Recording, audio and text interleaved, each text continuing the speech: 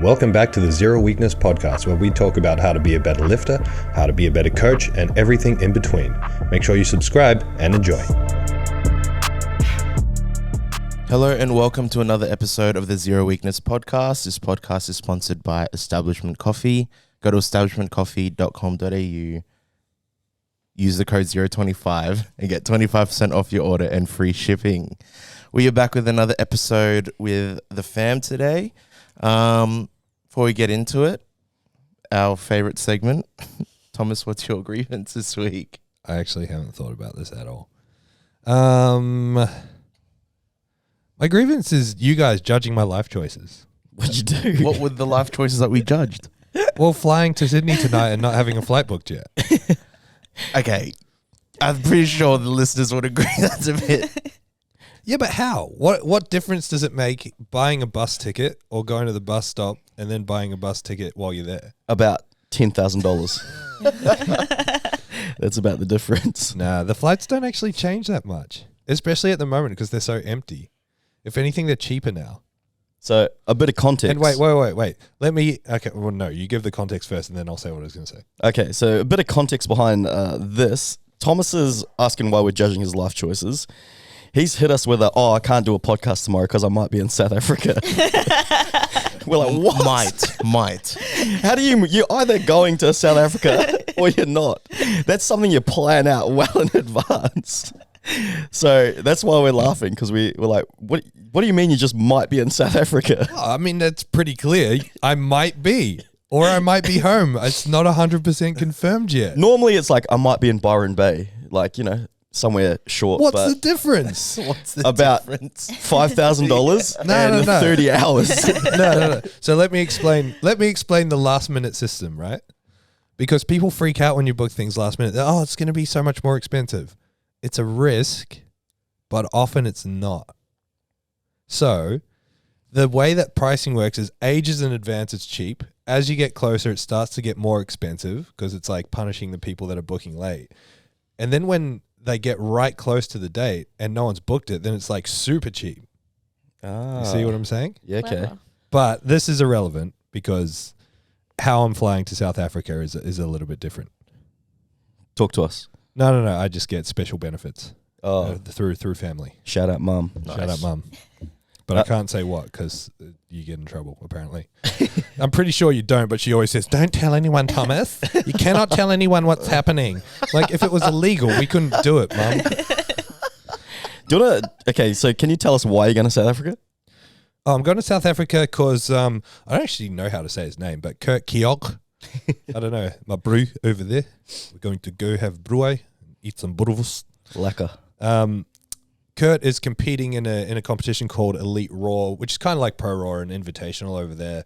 And I basically said to him a little while ago, look, man, if I can get over there in a hurry, I'll go over there and support you. And so, had a chat with my mum. Looks like it's possible, so I'm going to jump on a plane and go hang out. Have you ever been to a powerlifting comp in South Africa? No, I've been to South Africa once, and I wanted to meet some powerlifters, and I chatted to some friends I've got over there who do powerlifting, but couldn't line anything up while I was over there. So this is my first experience of powerlifting in SA. I've been coaching Kurt now for a little while. I'm not sure how long, maybe a year or so. And he's done one competition since I've been coaching him. And the scene's not too bad over there. They got a good powerlifting scene. And if you follow any South African powerlifters, there are a lot of strong people over there. Why are they so strong? Because I've only seen very incredibly strong South African. There's no mediocre ones. Well, they're all James, freaks. If when you're walking to school, you have to fight off a lion, you're going to develop strengthen your genes as well, I think. Cross the safari to go to school. What do you have to fight off in the Philippines? Besides murderers and gunmen. Yeah. But that's the thing, you don't have to fight them. They shoot you, go on. Yeah. So you just get guns and stay little. Fair or enough. in Christchurch, what do you got to fight off? A hedgehog? Yeah. What's frostbite? Frostbite in the winter. Black ice on the footpath. Slip and hurt your ankle. Just on that, so most people I talk to, they've been to powerlifting comps in New Zealand, Australia, America. This is quite an anomaly, being able to go to South Africa for a powerlifting comp. What other countries have you been to for powerlifting comps? Oh, shit, that's a good question. Because you don't really hear of, well, for me, I don't look at other comps besides the big ones in Australia and America. Yeah, and it's a very different experience seeing a powerlifting comp or seeing a lifter that you have overseas doing a powerlifting comp versus actually being there. You know, when you're at a powerlifting comp, you see the warm-up room, you see the dynamic, you see the organization. When you watch a video, you just see the platform. And you can look at the platform and say, oh, that was shit or that was great. But you don't really get a handle. You can have a bad-looking powerlifting comp from a video that's actually awesome, or a really good-looking comp that's actually terrible. So I've been fortunate enough to go to powerlifting comps, all over the place. I've been to a bunch of different ones in America. I've been to a couple in Germany, a couple in Hungary, Ireland, Czech. I've been twice to Czech. Off the top of my head, a bunch more, but I'd have to sit down and make a list. What would be your best experience so far at a comp? Serbia was one. Best experience, like best Culture, everything. Where you're like, well, this is different and this is crazy and this is nothing like I've seen before. It doesn't have to be like, sorry, I shouldn't say a best experience. What was your craziest experience? Oh, man. You put me on the spot here. We'll have to do an episode one day where I sort of log through all the comps I've been to, and because I've got some crazy stories from overseas. That'll be cool. Because the best competitions that I've ever been to are in Australia. I haven't been to a competition better than Australia. And some of the comps that I've been to that were meant to be like groundbreaking, earth-shattering comps, like the Kern US Open was actually pretty terrible. Yeah. It was a bad comp, bad equipment, bad organization, really terrible warm-up room. Like a lot of it was just terrible. One of the craziest comps I can think of, just in terms of like how wild it was probably Serbia, GPC Worlds, and I think it was 2016. Yeah, 2016 GPC Worlds. And it was just crazy because of the sheer amount of people that congested everywhere we went. Like the warm-up room was fit for maybe 50 people, and we'd have like 200 people in there. Like you could not move. Like when you were doing a squat to warm up, there were literally like buzzing people around you so close to the bar. I don't know how no one died there. It was wild. And it was in like a theater setup, you know, the stadium sort of seats indoors in like a theater performance hall. And there was so much seating, but everyone came out the back and there was no policing of it. So there's tiny little warm-up area behind the stage and there were so many people. And so I don't know. It's hard to say because the actual experience of being there also changes the experience of the comp. You know, so I was coaching Team New Zealand and Australia at that competition. I don't think I lifted myself. I think I just had surgeries. And the food in Serbia is ridiculously cheap, and it was in the middle of nowhere. So getting to the location in the first place, we had to go through all these army checkpoints where they'd make us stop the car. They'd just be in the middle of the night because we arrived at like 10 p.m. Middle of the night, country road, 2 hours out of the major city. A bunch of guys with AK-47s standing on the road. So you see them in the distance. The first time you don't realize it's army. You're like, oh God, we're dead. They're standing in the middle of the road and they're real angry. Like, why are you here? Like, we're going to a powerlifting comp. And then a whole bunch of people had already been before us. And they're, oh, cool. And then start asking questions, like playing with our belts and stuff. But it was like that, 5 checkpoints along the way.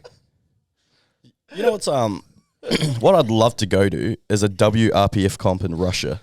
Yeah, well, we were meant to do Worlds this year in Russia, but of course all the stuff happening in Ukraine has stopped that. There's been a couple of missed opportunities to Russia, and hopefully once the world comes down, it's possible again. It's crazy because they're huge comps in terms of money and prize, and it's massive. For a lot of them, it's their full-time job, isn't it? Just powerlifting. They get paid by the government every time they win a comp or something like that. Yeah, a lot of countries are like that in general. So like in the islands, the government, if they're at an IOC recognized comps, if you break a record or win a medal, you'll get a stipend, which is really important to the athletes because it's what feeds their family. It's crazy. It's really sad, actually. Like if they get sponsorship to go to a major comp, they can come back and they can essentially feed their family for a year if they do well. Yeah. Wow. Whereas if they have to self-fund to a comp, it'll cost them like years of feeding their family. So it's tricky. There was a South African lifter I was meant to go, PNG lifter that I was meant to go support at IPF Worlds in South Africa, but he just couldn't get the funding. So I'm hoping in the future, hopefully from next year, Zero can sponsor these lifters that I have connections with in the islands and get them over to these competitions, because not only is it really cool to see them get out of their country and be able to showcase what they've got on a platform, it actually, genuinely supports their livelihood. That's awesome. So hopefully we can do that. Cool. Just one more quick story about Serbia. I just remembered something as well. So you land in Bulgaria and you drive across the border to get to where this comp was in Serbia. And at the border, I was busting to pee. Like, I'd just gotten off an international flight, and well, it's no news for you guys. I pee every 20 seconds anyway. So we were stuck in this like border crossing line for maybe 45 minutes. And I'm like, I was with Steve Hampton. I'm like, Steve, I got to go. And he's like, man, just jump out. There's no one around. Just jump out and go pee behind that building. I'm like, okay. So I went out, and while I was pissing on this building, a guy, I hear footsteps behind me, and he's like, what are you doing? And I turned around, and there was a guy with an AK-47. And I'm like, oh God. I'm like, I'm so sorry. I had to go. He couldn't understand what I was saying. And he was just staring at me with this gun. I'm like, far out. And so he walks around the corner and comes back with a hose and just hands it to me. Mate stood there watching over me, basically at gunpoint, hosing away my piss off the wall. It's terrifying. Oh, that's so good. How would I explain that to Steve, if I got arrested, held at gunpoint because of pissing on the wall? Like, where is Thomas? He'd forget about me anyway. Be like, he's probably made his own way to the comp. I'll just leave. I love that he held you at gunpoint hosing. Okay, that's a bit embellished. He probably wasn't actually pointing the gun at me, but that's how I'm choosing to remember it. Yeah, felt like You felt it in the back of your head. He definitely had a gun. And you said, I'm not willing to go out this way. Exactly. All right, so what have we been up to? How's training been? How's, I guess, you guys coaching? Training's been all right. I'm in week 1 of my peak. Day 1 was yesterday. go. Everything's hurting, but yeah, we'll push through. We'll get there. Got nationals in 6 weeks. Less than 6 weeks now. I think it's 5 weeks and a few days. So that's come around really fast. So yeah, just getting organised for that. And yeah, that's about it on my end. Nice. Tom, bro? Equipped, bro? Not equipped yet. I got to rehab this adductor first. This was meant to be week 1, but I might be going to South Africa, so Might be. I don't know if I'll be training properly this week. I started day 1, week 1 yesterday of just a general program to lose some weight and rehab this adductor. Been a bit disrupted the last couple of weeks with Jordan staying with me and just doing some touristy stuff and working to catch up on things at night. So just chill at the moment, just doing what I can when I can. But once I get back into routine next week, if I go to South Africa, then we're full steam ahead. Nice. My training's a little bit non-existent. Oh no, I'm actually still training. I'm still training like 4 times. I'm still You're training heaps. Yeah, I am. I'm still training. I'm running now, so I'm trying to run 2 to 3 times a week, and I'm playing basketball again. Now that my arms aren't sore from low bar squats, I can shoot a basketball. Yeesh. So I was meant to have my first game back yesterday, but your boy had a big night Saturday, which carried on a little bit too long, so I couldn't play Sunday night. But it's a new week, so I start again. I'll play this weekend, so I'm actually really excited to get back on the court with all my Filipino brethren. So that's exciting. But yeah, no, I'm just working towards the half marathon again. Nice. New goal, and just trying to lift weights and get jacked at the same time. When you're playing on the Filipino team, do you have to do like additional street fighting or boxing training? Because I know you guys get in a bit of scraps pretty often. So you've been to it. They're pretty hectic. I nearly joined in. Yeah. There was some dog shots. spiciest team on the coast. Oh, it's the worst. And if you play a team full of they're called, in the Filipino, you call them titos, so like uncles. Yep. And if they got shorts that go down to their mid-shins, they got multiple sweatbands on, not to fuck with them. You already know they're going to drop an elbow. Yeah. And especially if they've got ankle socks on with their basketball shoes, not to mess with them. It's a bad man. Yeah, they're from the old school. You just don't want to fuck with them. So like when there's a team full of titos, all right, we got to play clean. And because if you're younger than them, like that's it. You can't disrespect them. You know that, eh? Yeah. Like The elders. there's no chance you say disrespect them. And I'm half Filipino, so some of that shit I don't care about. Oh, And so sometimes I get a little bit. Well, actually, last year I fouled out. Like, did I foul out in the final? I did. Yeah, you did. Yeah. You fouled out. That's the Scotsman coming out. So I fouled out. Last year I fouled out like 4 times. But yeah, normally you show the titos some respect, but I'm like, nah, I don't know you. You're not my uncle. Yeah, but no, that's that. What about you, CJ? Well, I've just gone through round 2 of the spicy cough, so I haven't been training. Had most of the last week off. But up until that point, I was doing a lot of volume and really enjoying it. All volume PBs, never repped out this much weight before, so it's awesome to see the progress.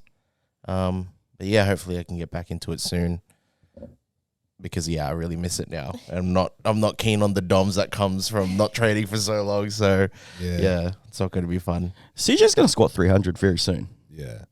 And sure. especially when he stops wearing those little bandages around his knees. And What little bandages Put around some my real knees? wraps on. Yeah. Oh, okay. Those stretchy little Little bandages. Band-Aids. Johnson & Johnson bandages. They're the ones you put over a wound. Okay. It's gauze. It's not even actual knee wraps. That's all right. Yeah. Now you'll get there, man. That's all right. It's like when people come to the gym and they've seen like powerlifters wear knee sleeves, so they bring like those volleyball padded ones. Yeah. Like, I'm ready for action. I got my sleeves on. Yeah. For the record, we don't make fun of them externally. We just think it in our heads. And if you're watching this and you think that you don't, you do. So don't lie to yourself. Volleyball. Yeah, I wore, the first time I brought rock tape knee sleeves that I had from CrossFit. And I remember I used to literally be able to just slide them on really easily. I was like, why is everyone needs to get knee sleeves that fit them? Because I was watching everyone struggle and I was like, I think I'm the one in the wrong now. I used to put my do-wins on before I left home. I'd drive to the gym in my do-wins, and they had like a sparkly strap and the wooden heel and everything. The Dooans are classic. Classics. What are doings? They're like the OG weightlifting shoe. Well, not the OG, but one of the OGs. Like before, everyone was wearing Nikes and Adidas. Yep. Like, to give you context, when I bought my, those orange ones I wear? Yes. When they came out, you couldn't buy them in Australia. And it was so long ago that to get it, I had to print out a sheet, write credit card details on it, and then fax it to the company in America. That's how old they are. Yeah, it's crazy. CJ's like, what I've never sent a fax in my life. What the fuck is a fax machine? Do people still use fax machines? No, you just send it on a dinosaur. Yeah, my first pair of weightlifting shoes as well, I had to order from America. You couldn't get them anywhere here. Yeah. Could you buy them off East Bay? That's where I got mine, East Bay. I used to get everything off East Bay, all my training shorts, all like wrestling shoes, because you couldn't buy them here. Yeah. Everyone deadlifted in wrestling shoes.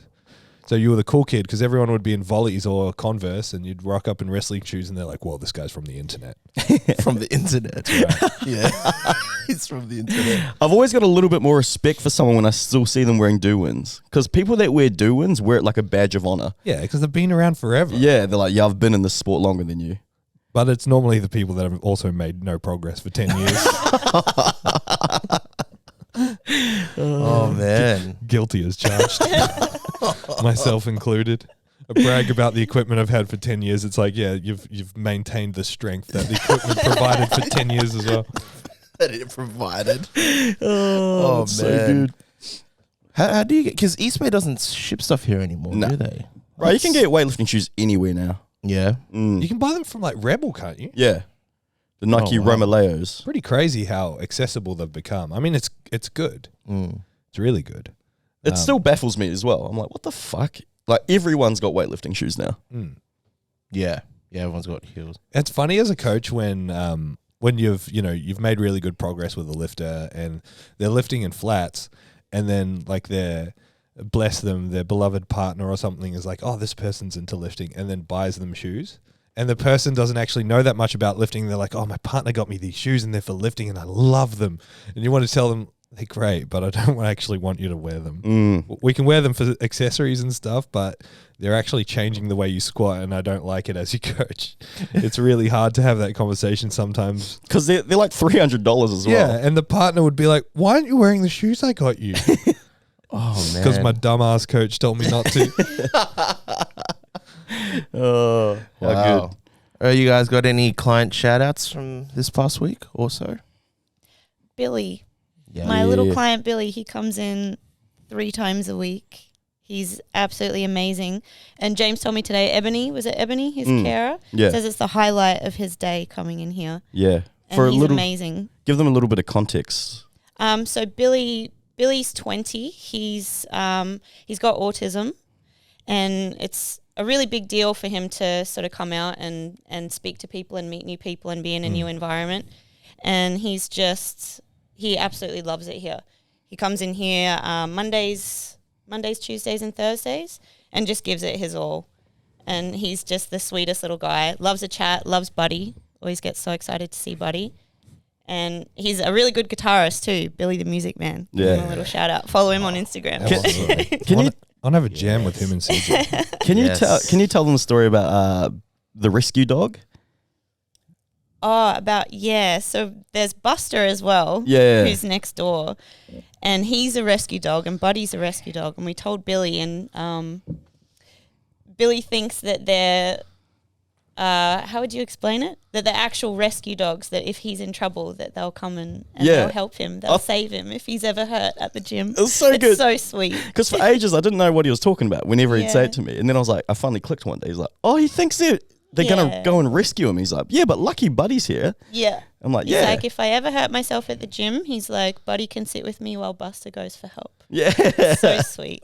Well, it's lovely. Buddy did rescue me, but I can speak from experience. I've been injured in front of Buddy multiple times. He does not give 2 shits. Injured in front of Buddy. He normally does about what he's doing right now.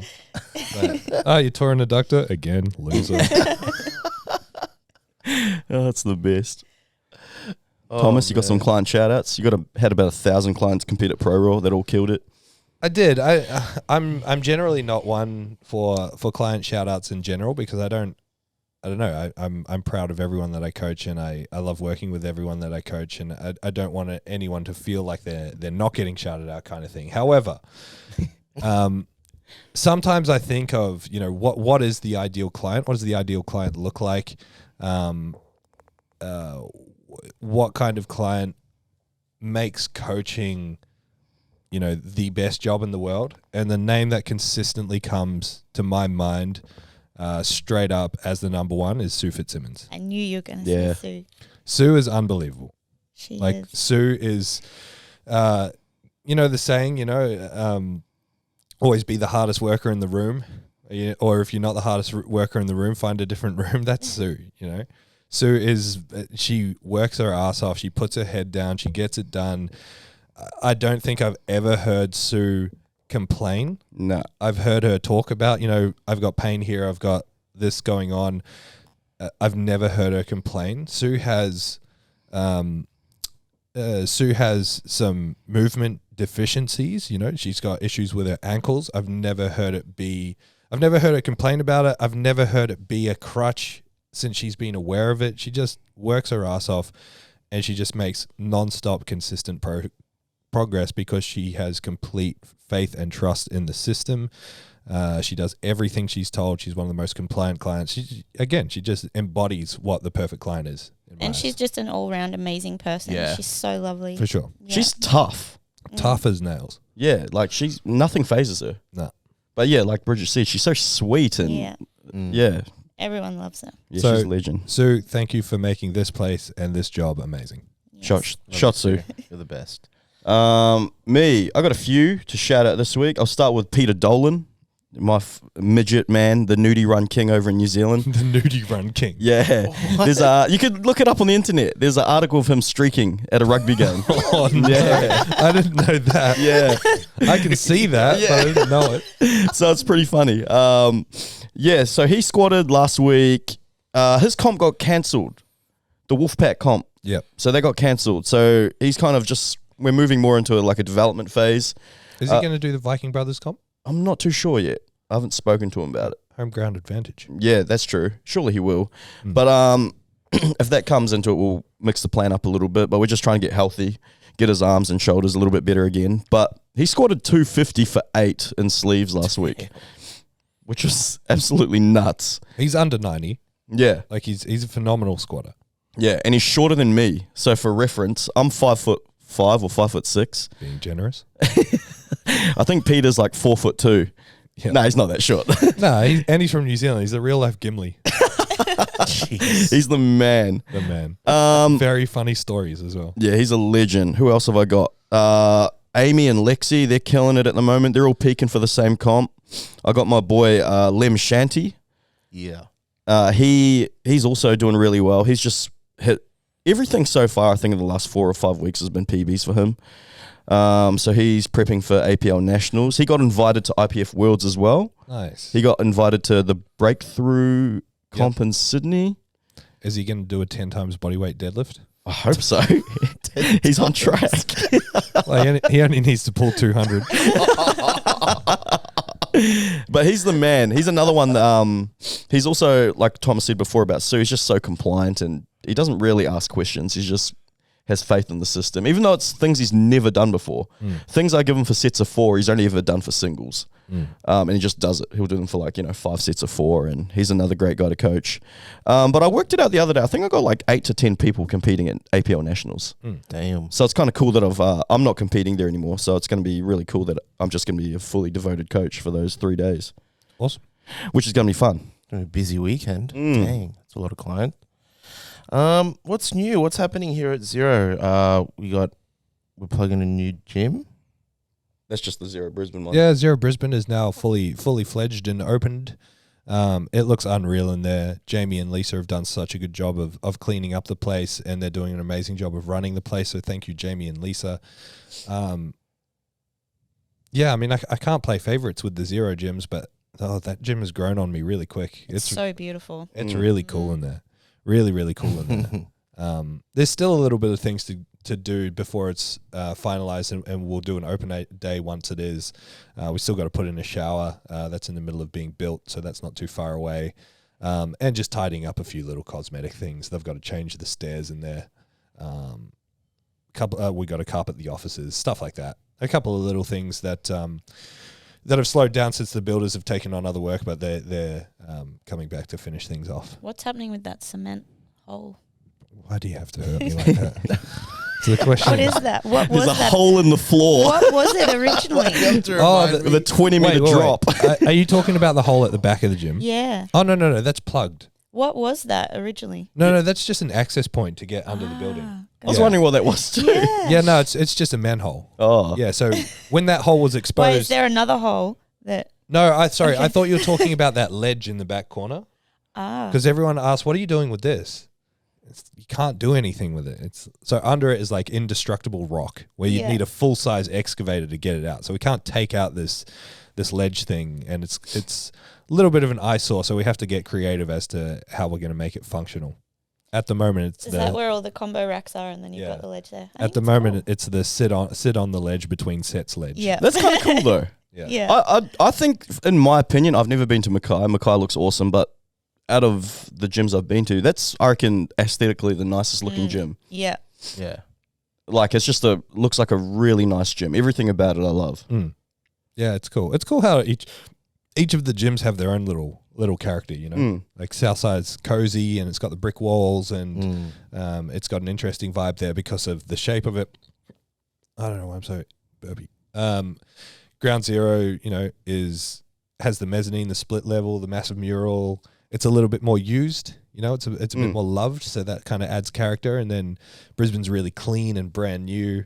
Mackay is also very clean, but spread out. It's a bigger space in terms of, because it's a bit more square. Most of the gyms are sort of rectangle, so it's spread out a little bit different and kind of gives it a different vibe. It's crazy how those little things make such a difference with how a gym feels. But it's really cool. Like, if you guys ever get the chance to go up to Mackay, you know, hopefully we can take a bunch of us to the APL comp there in August, you know, maybe go up as a team so you guys can actually see it up there. I'll pay for your flights. And when I say me, I mean Southside, so Daniel can pay for your flights. Hopefully we can take a bunch of us up there so you can actually get a feel of the place. It's really cool that despite the differences in character, everywhere you go feels like a Zero. Even if you don't know any of the members there, you'll feel like you're in a Zero, which is unique. You know, I go to other gyms and sometimes I feel like I'm in a powerlifting gym, like a generic powerlifting gym. But when I go to a Zero, even if I know no one there, it feels like home.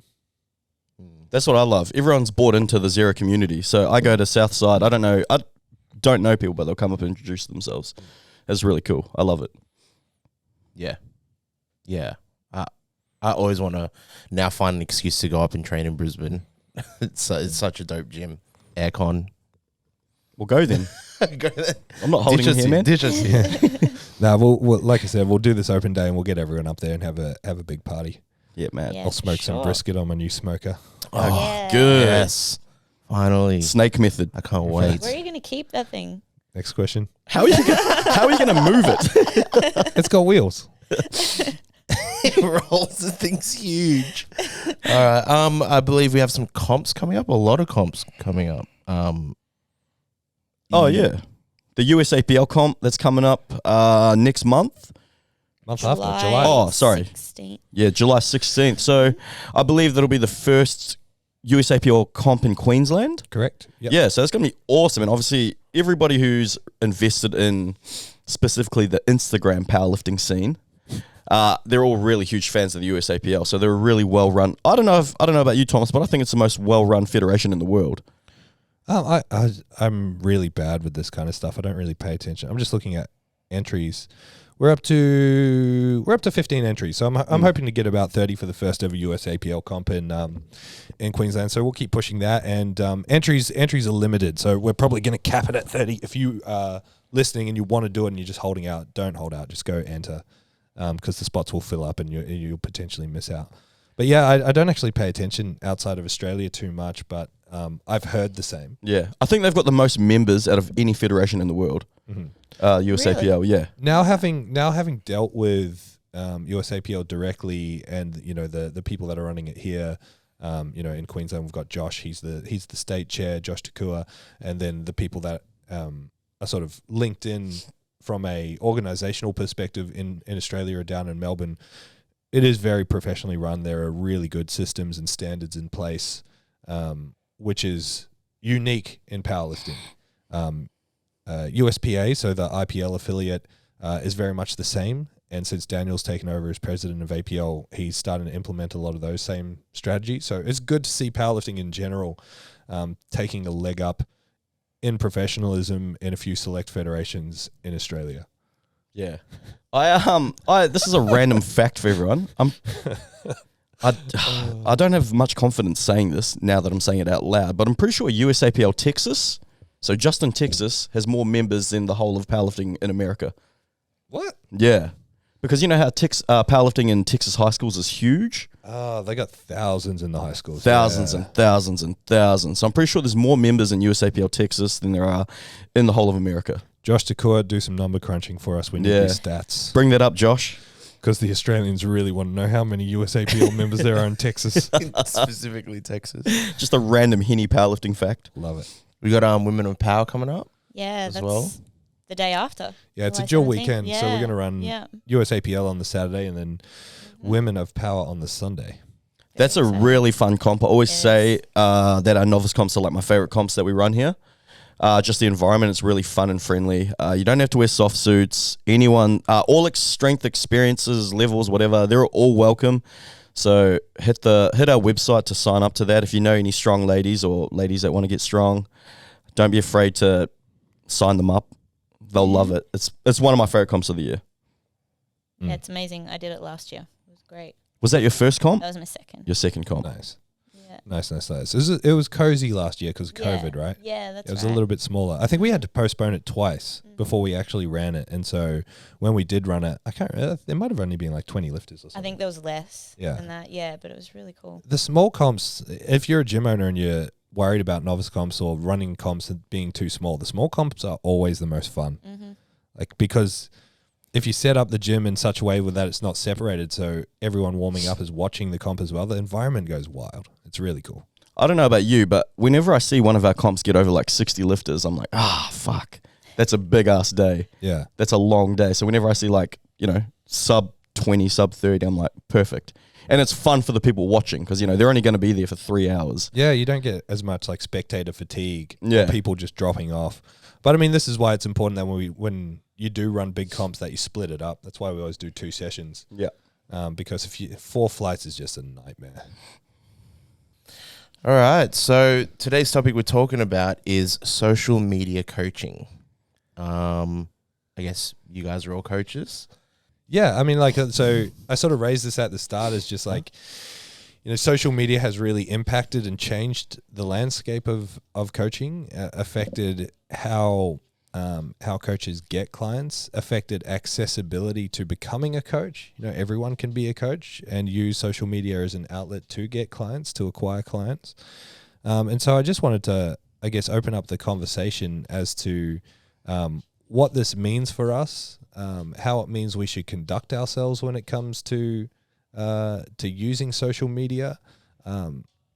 It's been something that I've been able to, even though I'm not a social media expert, I think I've leveraged it quite well in terms of growing a really loyal and organic following, to the point where selling stuff has been a little bit more successful, or having an influence has been a little bit more successful. I'm always shocked by how small my personal page is, but how impactful some messages can be. Some stories or some posts or something, how widely spread they can run very quickly. And so, yeah, social media is, for the most part, here to stay, and probably going to be the platform that drives our businesses in terms of coaching. And I think it's an important conversation to have. I think it's important for people to hear. I think it's important for people to be cognizant of what happens on social media, so they can be more thoughtful about how they conduct themselves from a coaching and a business perspective when using those platforms. And so I guess I wanted to open up the question, and I'll throw you under the bus, Bridget, because you're new to coaching and you don't really use it to advertise coaching. So you exist, and same to you, CJ. You guys exist more as consumers at the moment when it comes to social media. And so the best way to start to understand whatever the hell I'm talking about is to think of how you guys operate and use social media. Like, what turns you on or what turns you off? What would make you instantly be like, this person I don't like? Maybe you still follow them, but you're never going to buy something off them.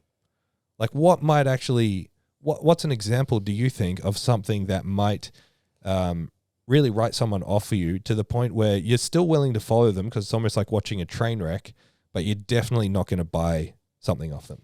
When they put other coaches down, yeah, when I see that I think you need to keep an open mind as a coach on social media. And when I see people they've got tunnel vision and this is the way they do it, and sort of bugger everybody else, that would turn me right off. Yeah, it's really interesting you raise that as well. Like, if you're a coach listening to this, never make a post that has the line, if your coach does this, get a new coach.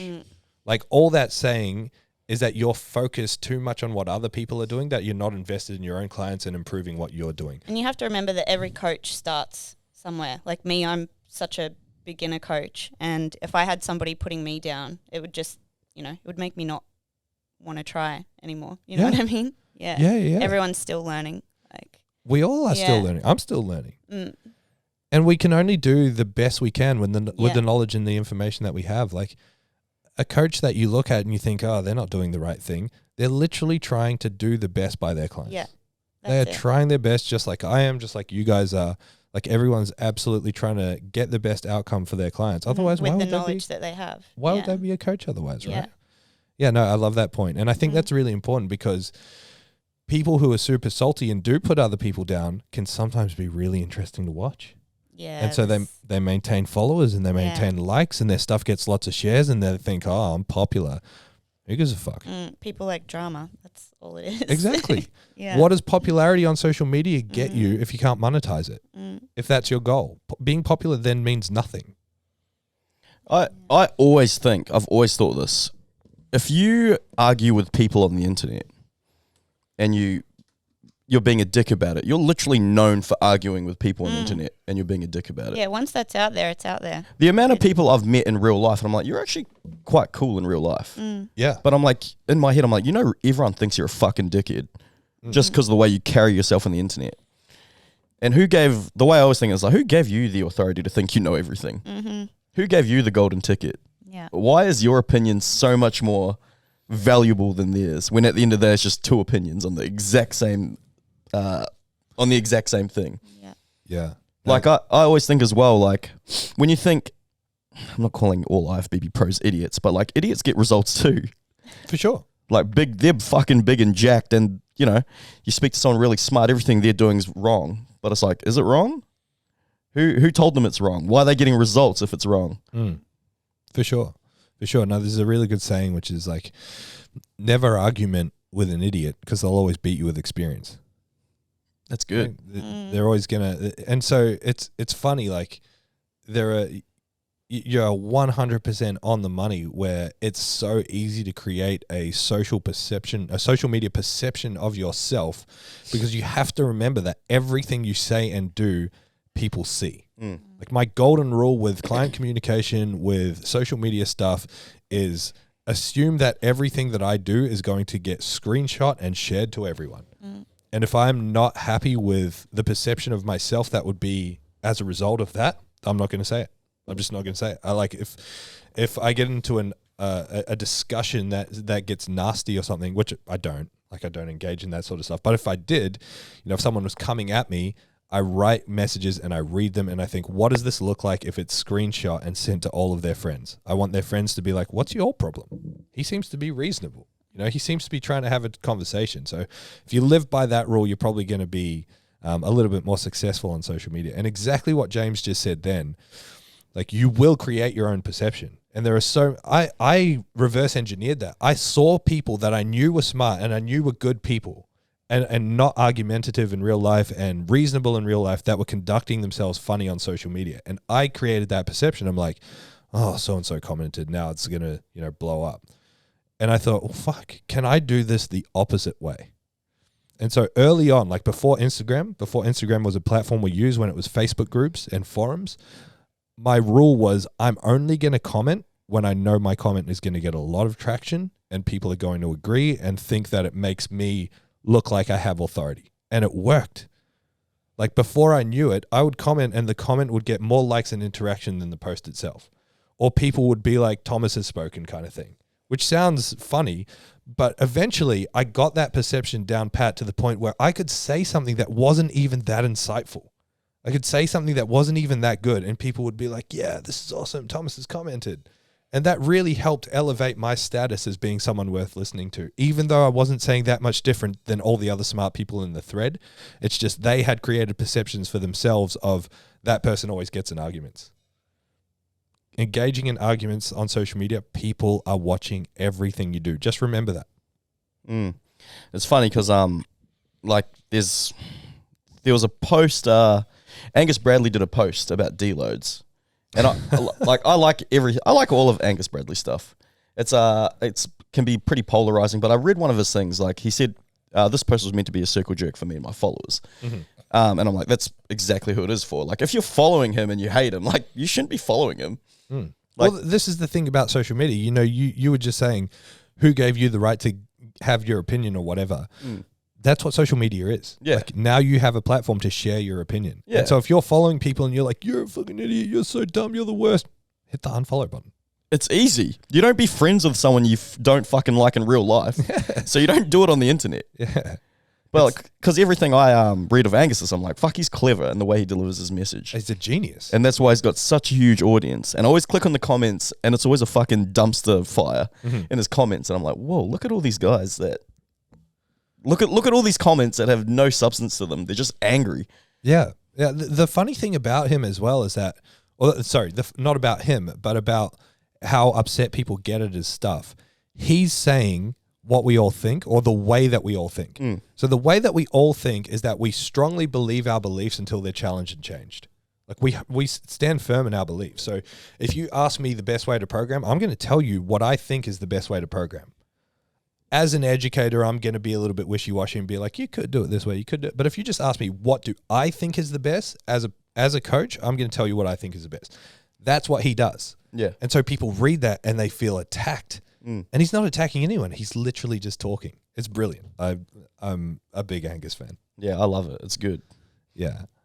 The other big thing when it comes to social media is that when it starts to segue into business, the other thing you have to remember is, again, like, people don't separate you from your business. Like, people do not separate me from Zero. So if I go and do something or say something that is my opinion, people automatically think that that's the opinion of Zero. Whereas Zero doesn't care about Thomas. Like, Zero and Thomas are completely different. Zero exists to serve the customer. It is not a reflection of Thomas. All I do is steer the ship. Zero is its own thing, right? But if I go and I say, you know, I'm in this place and I don't like the people here, then people that like those people are going to be like, I'm not buying from Zero. That's how you have to think that. And so it's really hard. For me, it's easy because I have this distinct company that's separate from me. But it wasn't always like that. Like, in the start, it was me, PTC Gold Coast, same thing. And I thought like that from the start, and a lot of people don't.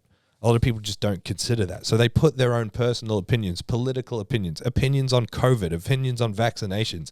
It's like, your company does not care about COVID vaccinations. It doesn't know what it is. It literally exists to serve the customer. Are you dealing in COVID vaccinations? Then maybe your company cares. But if you're delivering gym services, coaching services, company doesn't give a fuck. And so if you are representing your company, your brand, your coaching, whatever it is, everything you say and do, people will perceive as a reflection of your company. If they don't like your opinion, they will not buy from you. Even if your service perfectly serves them, they'll be like, nah, not buying from them. That's how fickle we are. We're fickle like that as people. Like, think, you know, all you need to never go back to your favorite chain store is a couple of bad experiences. Then you say, that's human error on someone representing the company. The company didn't do anything different, you know, but you go and you say, okay, well, they messed up my order 3 times. I'm not going back to that restaurant. Maybe the restaurant serves the best food ever and you love it, but you're not going to go back because of a bad experience represented by an employee. That's what you have to look at as the difference between yourself and what your company does. And you have to be super mindful then of how you act on social media. And that can be tricky. It can be really tricky. I'm just just on that. Who are some people that you think do a really good job at social media? Oh, obviously Angus Bradley. He does an amazing job. He creates a lot of conversations, which I think are cool. Yeah, but I wouldn't actually put Angus on that list. I think Angus does something quite unique, and I think he's leveraging it well. But he's always going to exist I shouldn't say always, that's speaking in absolutes. I think Angus is going to exist for a while in the niche that he's created for himself, which is great, and he's doing well with it. But I think of scalability and how can that scale well. I don't know. The names I can't get out of my head right now are Sebastian Oreb and Eugene Teo. Eugene Teo's on my list as well. Yeah. It's funny. Like at some point, you know, they both conduct themselves very professionally most of the time, but you have to then input some of yourself into that. And they're both kind of funny, cheeky sort of people. And at some point, you become so big that it doesn't matter as much. And so if you look at the shift of both of them in the last 3 years, they went from being super professional all the time to way more jokey and sarcastic and stuff a lot more now because they're so big that it kind of doesn't matter. And that if anything, that element of being funny and jokey and sarcastic is attracting more and more people. I don't think everyone can get away with that. What I really like about Eugene is he's such an individual. There's no one like him in the industry. Everything he does. Like, I used to look at Eugene for inspiration on food, the food he cooks and how he trains. And he's so unique and he's so...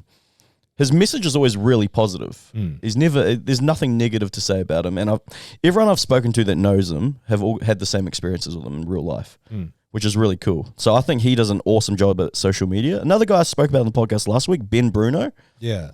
I don't know if you've looked him up, no. but like his training content isn't, he never tries to come across as someone who's really smart. It's just always real fun, always really fun training content with his clients.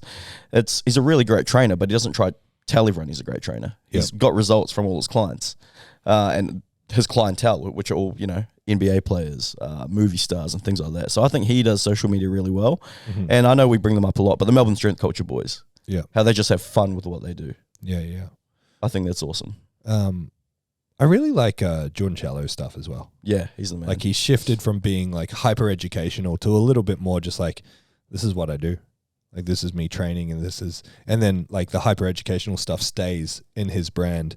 And I don't know why. I just find him really, I know him personally, of course, and I love the dude, but I also find his stuff just kind of captivating to follow. A lot of the big people that I follow aren't fitness space people anyway. Yeah. One of my favorite pages on Instagram is Nusret, the Salt Bay. Yeah. You know, I love following his page. And then I follow a couple of like other Turkish super chefs like him. They're really interesting to follow. Anyway. No, that's cool. CJ, do you have any input on social media coaches or what influences you? Yeah. I'm curious similar to Bridget, you know, what draws you in to watch people. Let's talk about specifically in like the powerlifting or coaching or fitness space. What draws you in to pay attention to people, and what would turn you off to not buy anything from someone? I'm pretty simple. Like, I think what initially creates a contact for me is just people that have got runs on the board. So, of course, you know, I don't know. Well, when I first started out in powerlifting or just in strength, I didn't really know any of the big time coaches, but I knew the athletes because they're the ones that are famous, right? They're so they're the ones you want to, I guess, emulate and follow. And so, yeah, straight up for me, like, you know, I followed, you know, Brian Shaw, Hafthor, Eddie Hall, like the big strong men, just because I knew who they were. Like, so you can't, I think for me, that's what creates initial, I guess, contact. But what keeps me, I guess, engaged with them, I think for me, I'm quite personal. Like, you can kind of tell if you just like someone or not. I think, you know, there's big keys that, like, big red flags, like as you were saying, like if they're putting people down and stuff like that, and have, you know, toxicity in their personality, that's just a huge turn off. And if they're arrogant, like, you can just read that. But there's certain people like, you know, like Brian Shaw, who's just he takes himself seriously. He really cares about the sport and really gives it everything, but you can just tell he's a real humble guy. And then when I got into powerlifting, of course, Australian strength coaches, you know, what comes up big. And yeah, he's the same. Like, he takes a piss out of himself, like doesn't take himself so seriously, but he is, like, he's got runs on the board. Like, he's got stuff to show for, I guess, being very successful in the sport himself and in the industry as a coach.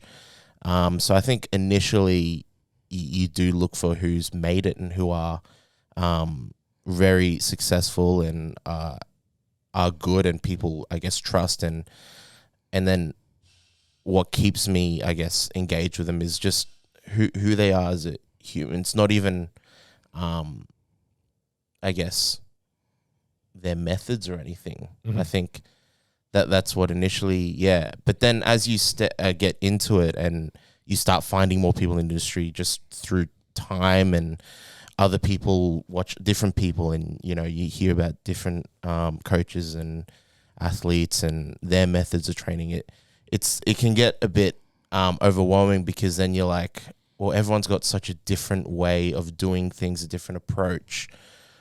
What do I trust? Because there's so much on social media, you know? So there's a lot to sift through, and I think, but really what it comes back to is just, I guess, the relatability of the person. You can't help but overlook that. But then, you do use wisdom. You can tell when someone knows what they're talking about. I think every time, like, you speak, you can very quickly tell that you're very well read. you've very like I'm not. but that's what I mean. Though you sound like you really have studied it. It's like it's not. You can tell when someone's sort of like winging it. I don't know anyone. You and Jordan Hallier articulate yourselves better than anyone I've ever met. That was the shittest podcast I've ever been on last week. Trying to talk after them two. I'm like, the fuck am I going to say now? Yeah. I had to hang out with them for the week, and I was like, I'm an idiot. I'll just eat dinner and. Because of the coach development, I'm really good at just filling gaps. Like I'm good at talking without saying anything. And I think Jordan's picked up on that since he's been doing coach development a lot more. So he is too, but he's got the accent. And the accent just like you get lost in it and you're just like, I'm captivated. The way he says extrapolate really gets me every time. Yeah. Gets me every time. Did you guys see Bridget's ears perk up when CJ said the word toxicity before? She's like, oh, yeah, I'm here. System of a Down. Let's do it. Let's do it. I completely resonate with what you're saying, CJ, because like you have to showcase some personality. You have to be relatable to the audience. Meg talks about it a lot as well. It's just like being real and being you. And anyone who's big on social media also references it, especially in our space. Like information becomes stale at the drop of a hat. Like if my problem with social media is A, I don't post anything, and B, I hate it. But back when I was like, okay, I'm going to try and get a following, I was just posting information. And at the start, everyone loved it. Very quickly, it's just like, it's more information. Everyone's posting information. So it's like, get people in with some information, sure, but then be relatable to them so they can be like, I have something in common with this person. Then I'll listen to the information. Finding information is easy. Sorry. No, sorry, I interrupted. But that's crazy because people I look up to in the industry. Killian Hamilton, he's also from Prescript. Yeah. He's someone like, because I looked at him and I was like, oh, he kind of dresses like me. Oh, he listens to Cameron. He put this song over his video. Just little things like that. It immediately draws me to them. Yeah. And because for me personally, I've always felt like I don't belong in this industry. I know we've spoken about imposter syndrome a million times or whatever. But so seeing other people that are very similar to me in certain aspects, I'm like, oh, this is cool. There are more people that I can relate to in this industry than I think.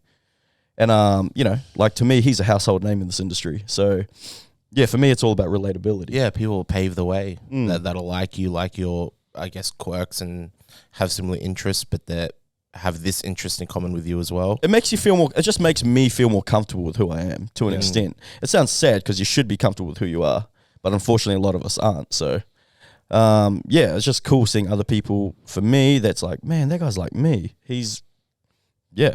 Yeah. And it never stops as well. Because I think there's probably a lot of like up and coming coaches that look at someone like me and they're like, I've got nothing in common with that person. They've set themselves apart or they speak like this or whatever. But if I spoke about where I came from, then you'd be like, oh, that was exactly where I am right now. And I look at the next people and I'm like, how am I ever going to get there?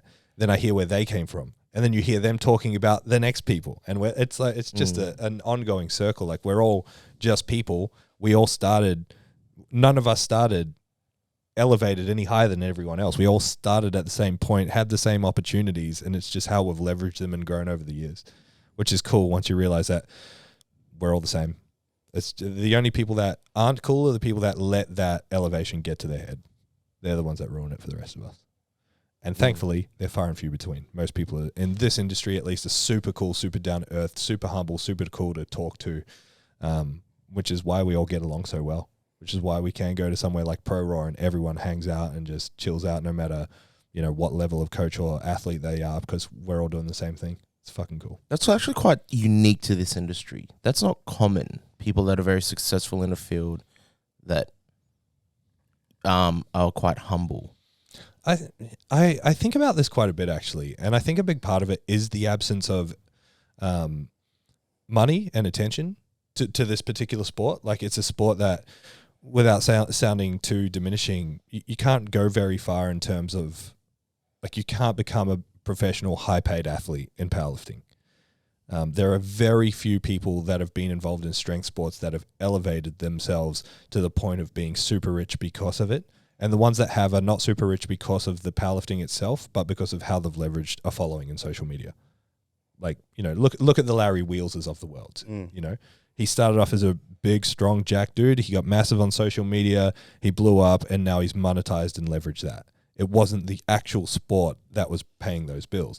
And because there's so few opportunities to do that within our sport, everyone stays pretty grounded. That's my assumption anyway. Yeah. No, that's fair. Yeah. I mean, if you look at any other sport where there's millions on the table. It's cutthroat, right? Yeah. Like James, I'm sure you've seen this. You hang around with a lot of NRL players. You've probably seen it heaps. Yeah, 100. Yeah. Awesome. Good chat. Great chat. That was good.